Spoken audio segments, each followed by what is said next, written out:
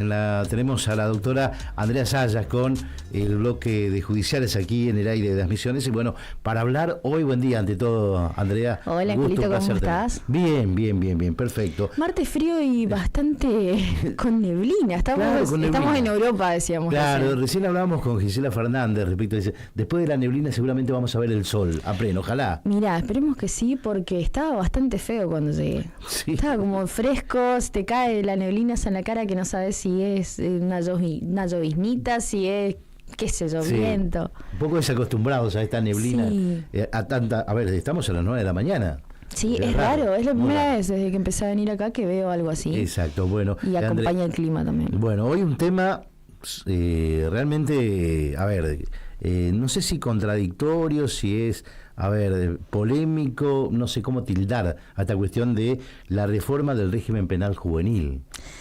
Y por menos diríamos que es polémico. Sí. A ver, de la mano de la aprobación del proyecto de ley bases, sí, el Gobierno Nacional ya tenía como en carpeta preparado este proyecto de reforma del régimen penal juvenil. Viene de la mano de cumplir con los eslóganes de campaña de Javier Milei y de la ministra de Seguridad, Patricia Bullrich, sobre estas frases que veníamos escuchando: el que las hace las paga, penas delitos de adulto, penas de adultos, cortemos con la puerta giratoria, esta lucha con el narcotráfico también ligada a los delitos juveniles. Entonces viene de la mano de eso, en concordancia con lo que ellos vienen planteando de la famosa puerta giratoria, que es lo que más se escuchó de mano de Patricia Bullrich, hablando de la utilización de los menores en los conflictos en las redes de narcotráfico, sí, en las redes de trata, justamente para evitar la cárcel. Bueno, toman a menores de 16 años en este caso, con el sistema actual, para la comisión de estos delitos como sicarios. Esto pasó mucho en Rosario y sirvió como eje, como base para este proyecto. Todos estos hechos así relevantes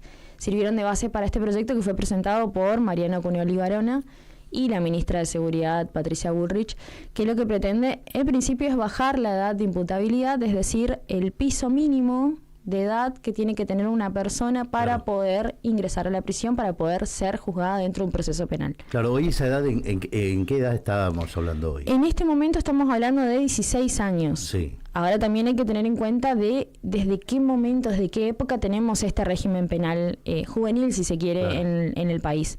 Este régimen está desde el año 1980. Estamos hablando de un régimen que fue creado en la dictadura, que ya en la dictadura se venía planteando la posibilidad de la baja inimputabilidad, que claramente no tuvo su buena recepción a nivel nacional e internacional, pero estamos hablando de un régimen que viene de época de dictadura.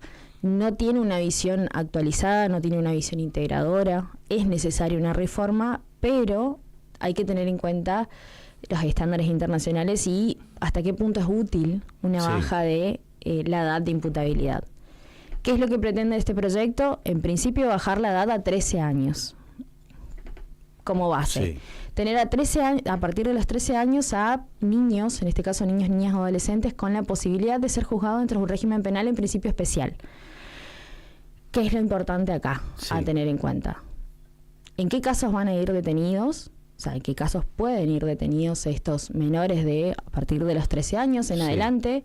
¿Qué pasa con los menores de 13?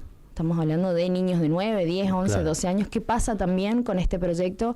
¿Qué sucede con estos niños que no llegan a los 13 años a la edad de imputabilidad que pretende el proyecto, pero que cometen ilícitos? Después, ¿dónde van a ir detenidos? ¿De qué manera va a ser este proceso de reinserción, si es que se quiere, que es el fin máximo de la pena, ¿no? El fin último de la pena, que es la reinserción social? ¿Y cuáles son las falencias del proyecto? Son muchos de los ejes que hay que tener en cuenta a la hora de pensar y leer y analizar qué es lo que está pretendiendo el Gobierno Nacional con esta presentación del proyecto, que se comenzará a tratar en breve, que va a llevar mucho tiempo de tratamiento en el Congreso, porque va a requerir la presentación de muchos especialistas en la materia, muchas asociaciones de magistrados y de derechos humanos que ya han presentado su rechazo categórico a este proyecto y que van a participar seguramente de las jornadas en el Congreso.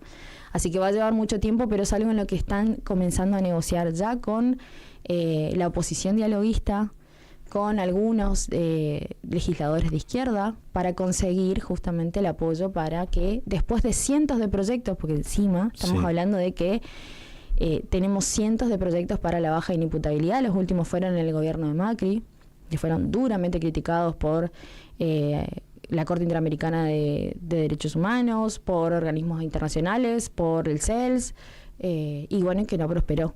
Exacto. Ahora lo que está diciendo, lo que plantea la ministra Burrich es una reparación a todos aquellos legisladores que han presentado proyectos y bueno, nunca fueron tratados. Hoy es el gran trabajo y el proyecto que se pone encima el Ministerio de Seguridad y el Ministerio de Justicia en conseguir los votos para lograr la aprobación. Andrea, hablamos fuera de aire respecto al tema de y recién lo decías, los puntos oscuros, no tan claros que aparecen en este proyecto de ley. ¿Cuáles son? En primer lugar hablamos de la detención. El proyecto dice que la detención de estos menores de entre 13 años a 18 se va a dar en establecimientos especiales o en sectores especiales dentro de las cárceles de adultos que existen en nuestro país. ¿Qué hay que tener en cuenta en esto?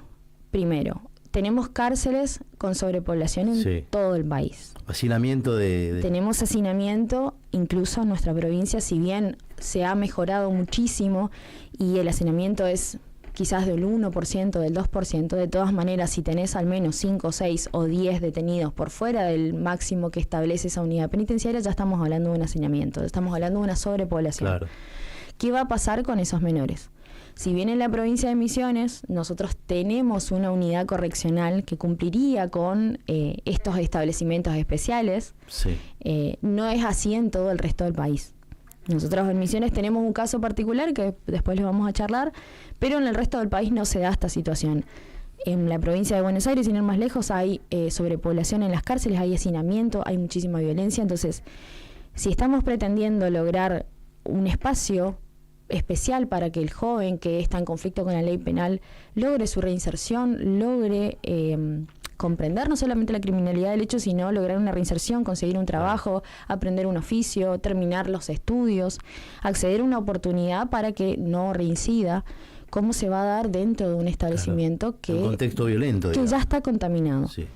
Entonces, la primera cuestión es esa. Y la otra es que tanto los centros especiales que se creen al efecto de la ley, una vez que se apruebe, o los sectores especiales que se habiliten dentro de las unidades penitenciarias, tienen que contar con personal idóneo. Ahora, el proyecto no especifica y no se habla de qué personal idóneo, de qué profesionales estamos hablando, si va a ser un sistema mixto, como pasa quizás acá en la provincia con el CEMOAS o con la unidad penitenciaria. Tenemos el servicio penitenciario a cargo, pero tenemos el CEMOAS, que es un organismo administrativo. Entonces, si va a ser un sistema mixto, si vamos a tener psicólogos, si va a haber trabajadores sociales, si va a haber acompañamiento terapéutico, si va a haber laborterapia. Tampoco se especifica de qué manera se va a capacitar a los profesionales que trabajan dentro de estos lugares o dentro de estos sectores para que sean idóneos para el acompañamiento de este menor en conflicto con la ley penal. Entonces, uno de los huecos es eso. Y la otra es cómo mejorar las infraestructuras. El proyecto de ley en este sentido no establece como una especie de normativa integral para todas las provincias, sino que lo que prevé es la invitación a las provincias para que adhieran a este proyecto de ley, a esta ley una vez aprobada, para que modifiquen sus códigos procesales penales de las provincias, que sabemos que es competencia de las provincias, y para que en función de la realidad particular de cada una se genere la estructura necesaria. Entonces esto va a quedar a criterio de la provincia.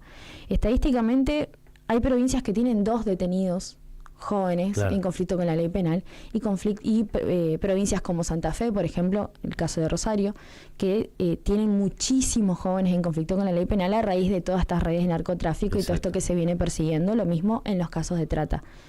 Entonces, queda como liberado a la provincia al cómo va a llevar adelante este proyecto y la reestructuración del sistema. Y la adecuación a su vez a los estándares internacionales también, que es algo que hay que tener en cuenta. ¿Qué piensa UNICEF? ¿Cómo se manejan los países limítrofes respecto al tema de de esta cuestión, ¿no? Bien, UNICEF ha emitido informes, tenemos también el artículo 40 de la Convención también de Derechos de Niños, Niñas y Adolescentes, que lo que prevén es, como mínimo, como base, la edad de imputabilidad en 14 años. Pero es como un mínimo estandarizado, pero que en lo posible se acerque más a los 18 años. Que no baje de los 14, claro, y que cuanto más cerca de los 18 esté, mejor. Eso es lo que prevé UNICEF. ¿Por qué? Porque en la práctica ha sucedido en países como Dinamarca, que han bajado la edad de imputabilidad a 15 años, o de 15 a 14 años, y que un año después o 2 años después, teniendo en cuenta que los índices no mejoraron, que no hubo una baja en la delincuencia juvenil, que no hubieron menores de esa edad detenidos, sí, decidieron volver a reformar sus códigos penales, sus regímenes penales juveniles, y volver a subir a la edad de imputabilidad. Entonces, la experiencia internacional dice que no ha cambiado la baja de imputabilidad, la baja en la edad de imputabilidad en lo que hace a las estadísticas respecto de delincuencia juvenil, menores detenidos y demás. Como que no influye. Sí han influido los proyectos socioeducativos, las políticas públicas, sí, para la reinserción social, la garantización de que se garanticen los derechos económicos, sociales y culturales, porque también tenemos estadísticas a nivel país de cuál es la situación de los jóvenes. Entonces, comenzar a trabajar desde las políticas públicas, eso ha sucedido en otros países también, para que baje los niveles de delincuencia juvenil sin la necesidad de bajar la imputabilidad. En los países limítrofes, Uruguay, Chile y Brasil, la edad de imputabilidad de base sigue siendo 18 años, pero sí, tienen un régimen especial juvenil que, dependiendo del país, Brasil 12, 13 o 14 años, de Chile y Uruguay, lo que tienen es como un régimen socioeducativo, un régimen, claro, penal juvenil especial, tienen penas diferenciadas de las penas de adultos, y lo que plantean son centros socioeducativos para lograr reinsertar a ese joven en la sociedad, para lograr, en el caso de que tenga consumo problemático de alcohol, estupefacientes y demás, lograr rehabilitarlo, generar la revinculación con los familiares, porque esa también es la otra cuestión y es la gran problemática que se da en los menores en conflicto con la ley penal, que es la revinculación con los familiares, ver la situación o analizar lo socioambiental también, que es de qué entorno viene ese joven. Eso. O ese niño, niña, adolescente. ¿De qué entorno viene? ¿Tiene contacto con la familia? ¿Está solo? ¿Cuál es la realidad de esa familia? Tanto a nivel económico, tanto a nivel habitacional, si tiene educación. Son muchos de los factores que hay que tener en cuenta antes de pensar en lo fácil. Bajemos la edad de imputabilidad, mandemos a los gurises a la cárcel, sí, o a centros especiales de detención y contención, porque en realidad son centros de contención que a nivel internacional deberían cumplir ciertos estándares que no se cumplen. Claro. No dejan de ser cárceles, pero sí, para niños. Digamos, este proyecto, en el fondo, es como que da la sensación, ¿no? Al menos de afuera, uno que no entiende mucho la cuestión, dice, bueno, es como desentenderse de esta edad etaria respecto a decir, bueno, los metemos presos y bueno, tienen que salir después enderezarse, digamos. El proyecto prevé en realidad que no todos los casos van a ir retenidos en delitos. El régimen penal actual, sí, prevé que un joven de 16 hasta los 18 años va a un centro especial, va a un lugar especial o a un sector especial dentro de una cárcel de adultos, con penas que superen los 2 años o con penas por la comisión de delitos que no tengan pena de multa o inhabilitación, o por delitos que no sean de acción privada. O sea, no pueden ir presos por un delito de injuria, sí, o no van a ir presos por un hurto simple o por un daño simple. Van por delitos ya más graves.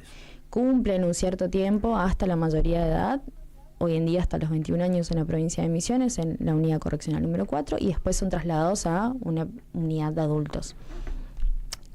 El proyecto lo que prevé es que en los casos de penas que no superen los 6 años, que vayan de los 3 a los 6 años, no necesariamente vayan detenidos estos menores de 13 años, a menos que se cumplan ciertas cuestiones, que haya muerte de la víctima del delito, que haya una violencia física o psicológica, sí, grave, o una lesión gravísima. o que el joven sea reincidente, que ya tenga un proceso, que sea reincidente o que tenga un proceso en curso. Solamente en ese caso se va a pensar en la detención en un centro especial de contención y detención. Si no se da ninguno de estos supuestos, el proyecto lo que prevé es una justicia alternativa.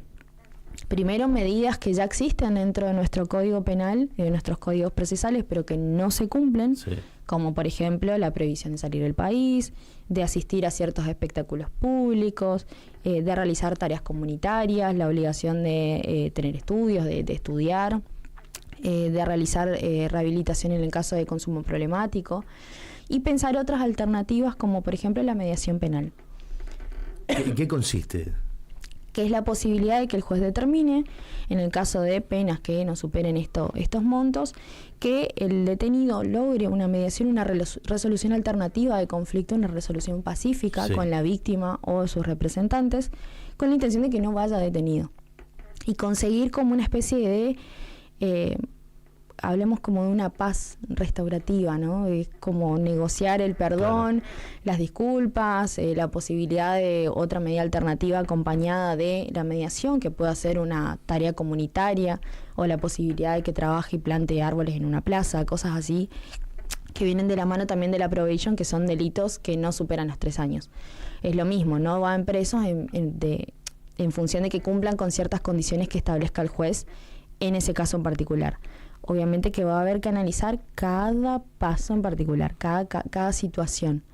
Pero si bien el principio del proyecto prevé estas cuestiones, hasta los 6 años veamos, si no hay muertes, si no hay violencia y si no hay lesiones gravísimas y el menor no es reincidente, busquemos una alternativa.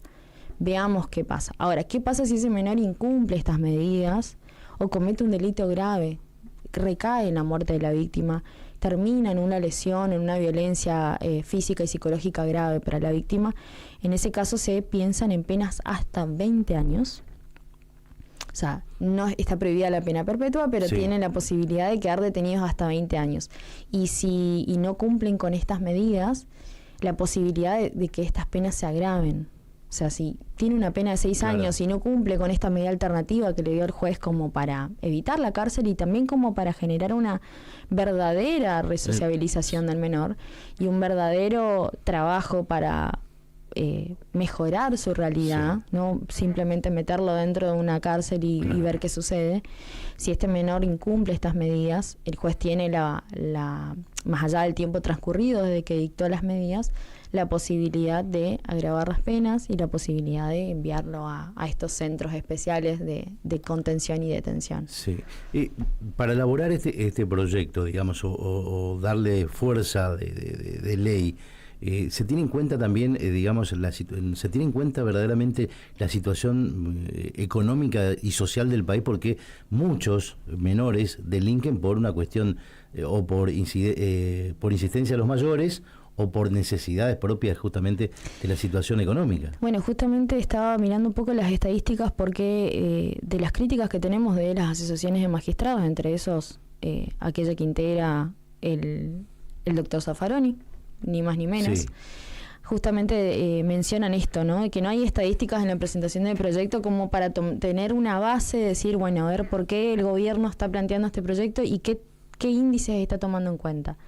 Tenemos una realidad, el 1% de los delitos de homicidios dolosos de todo el país son cometidos por menores. El 1%. El 99% por adultos.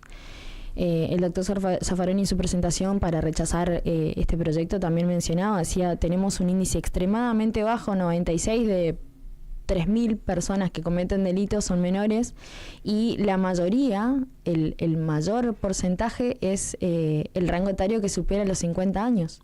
Claro. Como que enfoquémonos en los más grandes y no en los más chicos. Pero bueno, lo cierto es que el 32,2% está en una situación de inseguridad alimentaria en nuestro país.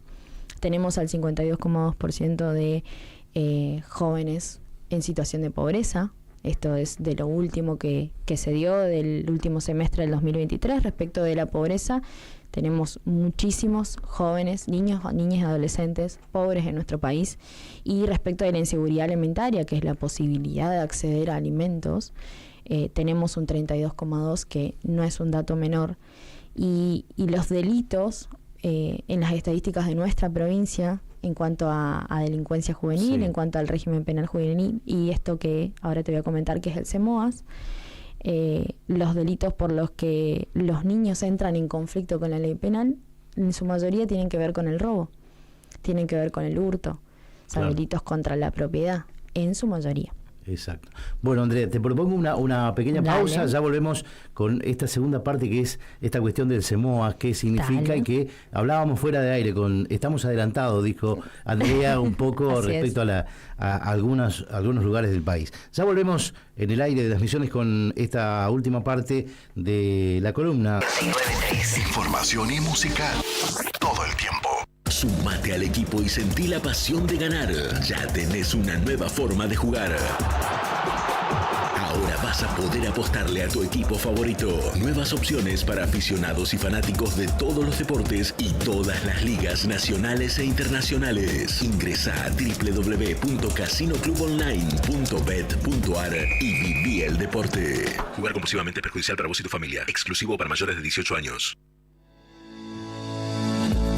La Agencia Tributaria Misiones suma tecnología a favor de los misioneros. Con el relanzamiento de su sitio web, todos los trámites de ATM se pueden realizar de manera online. Ahora el nuevo sistema es adaptable a celulares y tablets, cuenta con una interfaz más simple y moderna y permite a los ciudadanos una mejor experiencia de usuario. Trámites como alta de ingresos brutos, modificaciones de datos o conocer situación fiscal son algunas de las opciones que se sumaron. Además, el nuevo sitio enlaza la información de AFIP, así los datos son verificados y se actualizan automáticamente. www.atm.misiones.gov.ar. Todo más simple. La Secretaría de Movilidad Urbana ahora tiene una línea de atención al vecino, enviando un WhatsApp al 3764 16 56 54. Podrás hacer consultas de solicitudes de alumbrado público, transporte público, taxis y remises, señalización, cartelería, reductores, veredas, tránsito y SEM. Agendalo 3764 16 56 54. Para más info ingresa a @movilidad urbana Posadas. Posadas, flor de ciudad. Cada mañana en la 89.3. El aire de las misiones. Subite y disfrutemos juntos. 9:31 minutos en la República Argentina, 12 grados 3 décimas en la actual temperatura en la ciudad de Posadas. Continuamos con la doctora Andrea Sayas hablando de este tema, ¿no? Un vaya tema que hoy eligió respecto al tema de la reforma del régimen penal juvenil, y recién cuando cortábamos la pausa hablábamos del CEMOA. ¿Qué es el CEMOA? ¿Qué es este proyecto que se está desarrollando en Misiones y que podría ser un muy buen ejemplo si la Nación observa también este modelo que se está utilizando en la provincia? Bien, el CEMOAS, la sigla hace referencia a centros modelos de asistencia y seguimiento. Sí. Es un proyecto de ley que está vigente, que es una ley que está vigente desde el año 2019 y que se ha comenzado a aplicar en la provincia en el 2021.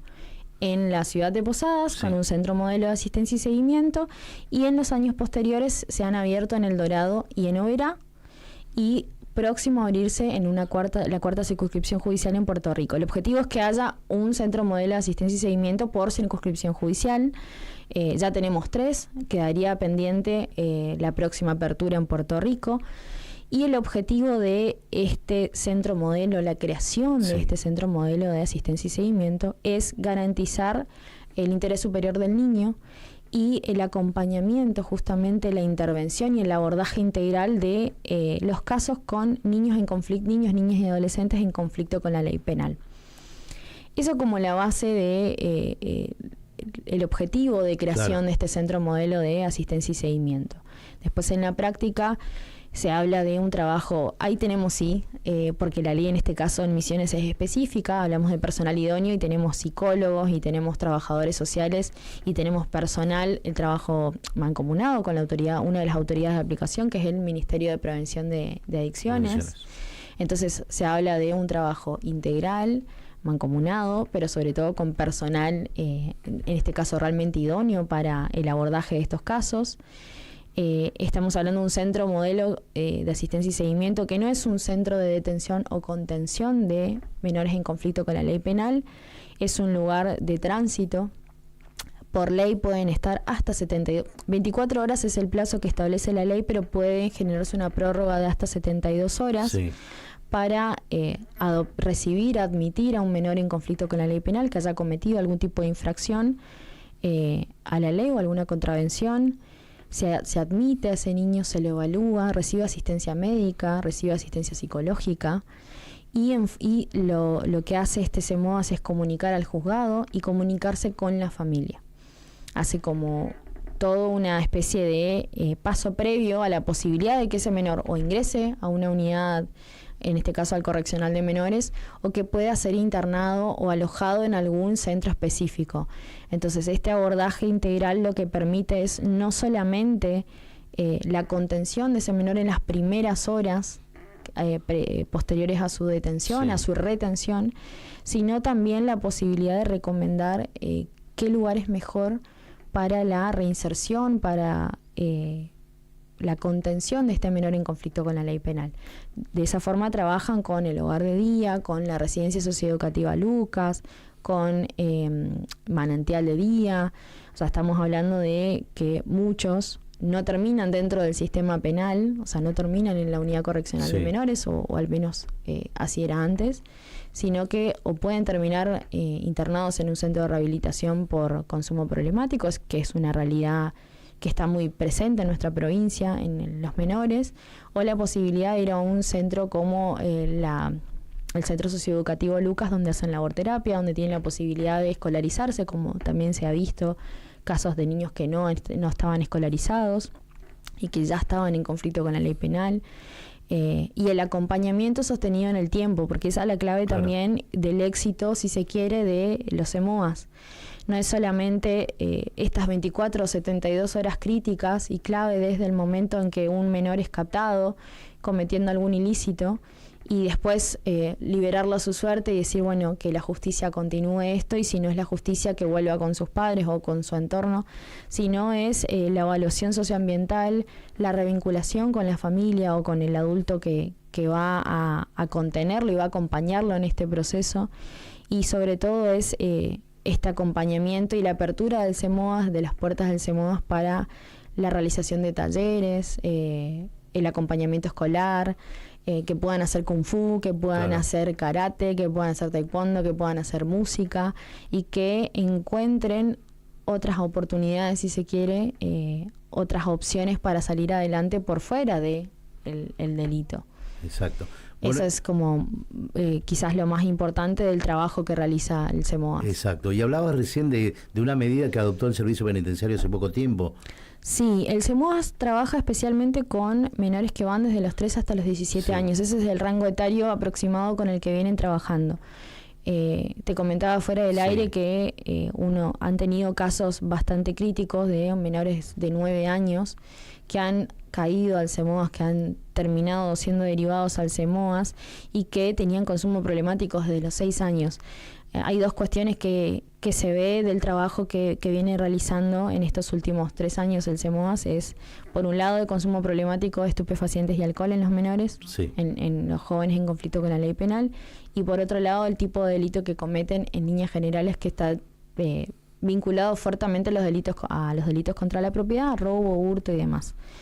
El 1 de julio de este año, el Servicio Penitenciario de la Provincia de Misiones publicó en todas sus redes sociales, y esto me pareció como bastante novedoso, y a la par de este proyecto también. Creo que viene, no sé si es a la par de la presentación del proyecto, que fue en los últimos días de junio, o si esto ya es algo que estaba previsto anteriormente, pero determinó que los menores hasta 17 años que estaban alojados en la unidad correccional de menores sean trasladados al CEMOAS, que solamente queden jóvenes de 18 a 21 años alojados en el correccional de menores. Esto te digo que es muy nuevo. 1 de julio de este año fue publicado. Solamente 18 a 21 años quedaron alojados en la unidad correccional de menores.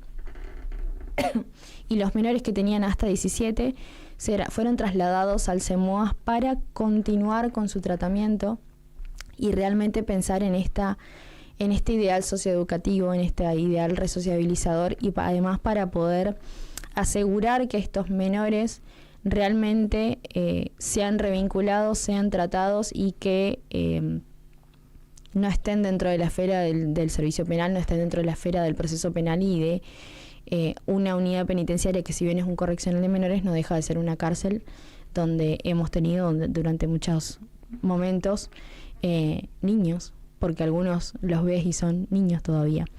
Entonces es una medida que acompaña esta idea del proyecto, que me parece súper interesante, decir, bueno, nos quedaremos con jóvenes de 18 a 21 años para trabajar fuertemente con ellos, con delitos graves, y aquellos que no lleguen a los 18 años, que tengan hasta 17 años, serán trasladados para su acompañamiento, para su abordaje y sobre todo para la revinculación y lograr resociabilizarlos y darles una oportunidad a estos jóvenes para que salgan de la esfera y no vuelvan a cometer delitos. Sí, realmente una medida interesante de cara a lo que decías vos, la reinserción justamente de los menores y de alguna manera terminar con esta cuestión que hoy por hoy parece un eslogan, ¿no?, respecto a la cuestión de cómo se trata hoy esta situación. Sí, es no crear más cárceles y sobre todo pensar en que los niños no tienen que estar presos.